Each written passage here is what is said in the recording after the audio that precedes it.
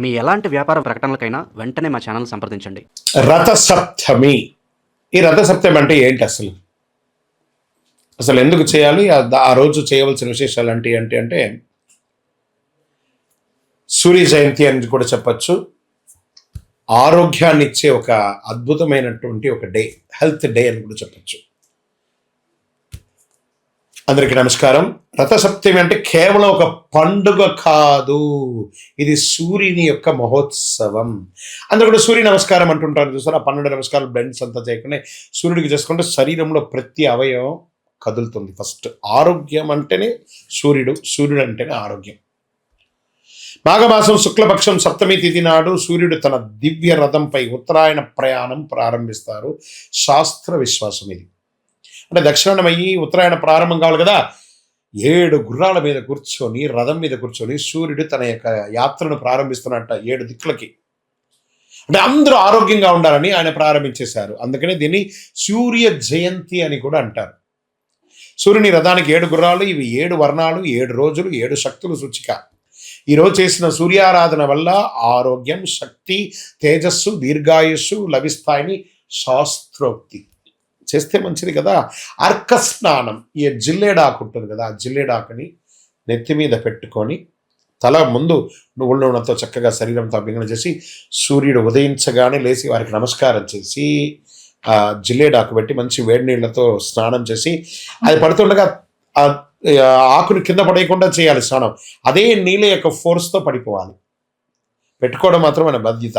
అది జిల్లేడాక అంటే అవును, అక్కడే శ్వేతార్క మూల నివాసాయ ఆయన. శ్వేతార్కం అంటే ఆయనకి చాలా ఇష్టం, తెల్లటి జిల్లేడు అంటే.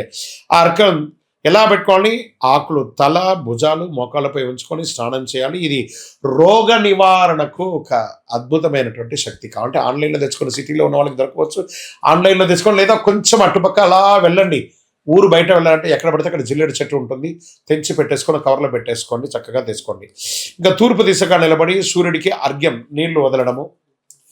ఓం హ్రీం హ్రీం హ్రౌం సహ సూర్యాయ నమః అనే మంత్రాన్ని జపం చేసి నీళ్ళు వదలండి. మళ్ళీ చెప్తున్నా, ఓం హ్రీం హ్రీం హ్రౌం సహ సూర్యాయ నమః అని 7 సార్లు కానీ 12 సార్లు కానీ నీళ్ళు వదిలి జపం చేయండి.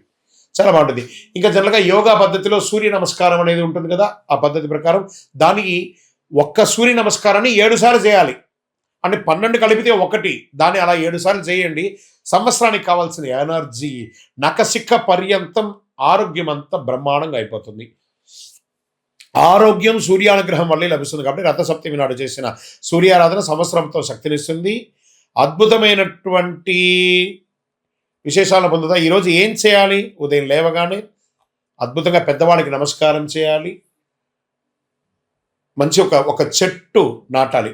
ఒక్క చెట్టు అయినా ఈరోజు నాటాలి అని చెప్పడం ఆరోగ్యం. దీంట్లో ఎలా ఉంటుందంటే ఆ రోజు విశిష్టత ఏం చెప్పుకోవాలంటే సూర్య జయంతి కూడా అని పిలుస్తారు. ఆరోగ్యం, దీర్ఘాయుషు, తేజస్సు, మహాశుభదనం, శరీరం ఉన్న అలసట, రోగ నివారణకు అనుకూలం, పితృదోషాలని తొలగిపోతాయి రేపు కానీ ప్రార్థన చేస్తే. ఉదయం సూర్యోదయానికి ముందే లేచి తూర్పు దిశగా నిలబడి సూర్య నమస్కారాలు చేసి ఏం చేయాలి? మన నైవేద్యం ఏం చేయాలి?